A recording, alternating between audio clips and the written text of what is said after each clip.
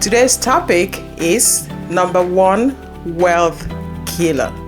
You would think that having a brand new car would be a symbol of wealth and success, but no. Having a brand new car, especially when you cannot afford it, is actually a wealth depressor. Today, I'm going to give you 5 points to support this.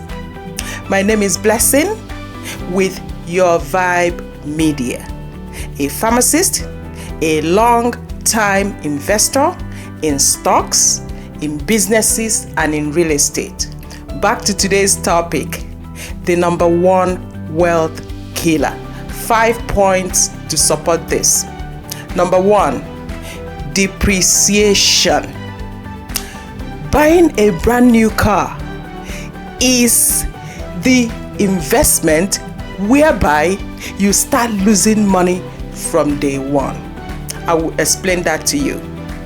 As you finish signing the paperwork for the purchase of the car and you drive out the car from the parking lot of the dealer, the car right away loses about 8% of its value. So if you purchased a $50,000 car and you drive it out of the lot of the dealership, you're losing $4,000 right there. And that's not all. In the first year of purchase of that car, you'll be losing between 20 to 30% of its value. So if that car is also $50,000, you'll be losing 30% of the value in the first year, which is about $15,000. That's not all. In the 4th year to the 5th year of the purchase of that car, you'll be losing 60% of its value. That means you're losing around $30,000. Now, let's place this alongside an investment. Example is investing in S&P 500, which will give you a return of between 8 to 10% annually. So, if you put in $50,000 in S&P 500, in 5 years at an 8% yearly return, you'll be looking at almost $100,000. So, if you hold off purchasing that car and you save that money for the car and you invest it in S&P 500, in 5 years, you'll be able to double that amount of money by doing nothing, only investing in S&P 500. So you can see that buying a brand new car when you cannot afford it is actually not a good thing. Number 2, interest. Because the dealers want to move inventory out of their parking lot, they will offer you 72 months interest. They will offer you 10 years for you to pay interest on that car. And you will think they are doing you a good thing. No, they are not. Because the longer you pay the interest on that car, the more money you spend on that car. So now you're spending, apart from the $50,000, which is the price tag for that car, the taxes are not there. Every month you're making interest payment for 10 years, for 72 months, for 60 months. So that interest you're making adds to the overall purchase of that brand new car. Number 3, insurance. Most of these new cars, their insurance is out of the roof. It's out of this world. Because those cars are very expensive, the maintenance and the repairs, so they factor it in when you go to purchase insurance for them. because the insurance is expensive, it skyrockets your monthly expenses, and that will affect the money you would have saved and invested for your long-term wealth building. Number 4, maintenance and repairs. Of course, when you buy a brand new car, they will offer you a warranty from the manufacturer. Most of the time, the warranty might be for 3 years. The manufacturer warranty might be for 3 years. And sometimes you can even buy extended warranty out of pocket that will run you into thousands of dollars. But you find out that the cars will start breaking down once you've passed the time of the warranty.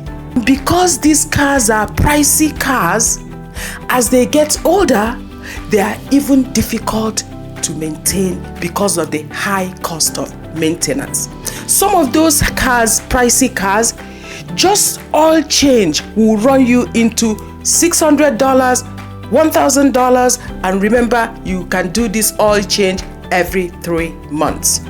So you can see how expensive the repairs and the maintenance can be. Number 5, opportunity cost. Think about all the money you can make if you use this $50,000 you used in buying this car.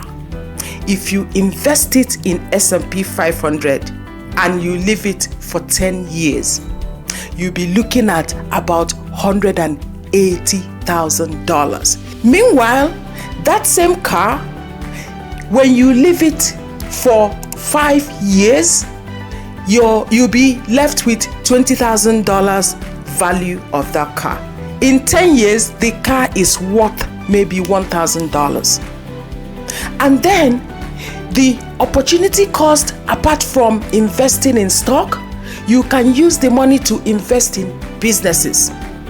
There are so many businesses that their owners are selling, whereby you can even have what is called owner financing. You can have a business of $300,000 and the owner will have you pay $50,000 down and they will finance the rest of that for you. Also, you can use that $50,000 to pay a down payment of a house, maybe your primary residence, or it can be an investment property. If it's your primary residence, as you live in that house and you make your mortgage payment, you're building up equity in that house. And because most of the time houses do appreciate instead of depreciating, so if you put down $50,000 on a house of maybe $250,000, in the next 10 years, probably you would have paid off that mortgage and the house would have appreciated. The house might now be around $350,000 or $400,000, and the whole $400,000 will be your wealth. Meanwhile, the $50,000 would have been about $1,000 if you had put it in a brand new car. So my friend, you can see that if you purchase a brand new car, it's just that immediate satisfaction you get of having a new car. But in the long run, you're faced with depreciation, interest rate you'll be paying. Most of the cars now, the new cars, their interest rate will run from 6% to 15%. The older cars are from 7% to 20%. So you pay for the interest rate, you will now pay for the maintenance, for the insurance. So you can see that in the long run, if you cannot afford to pay for this car outright, you can see that it might not be a wise decision to buy a brand new car. Thank you so much for watching, and I hope to see you in my next video. Bye.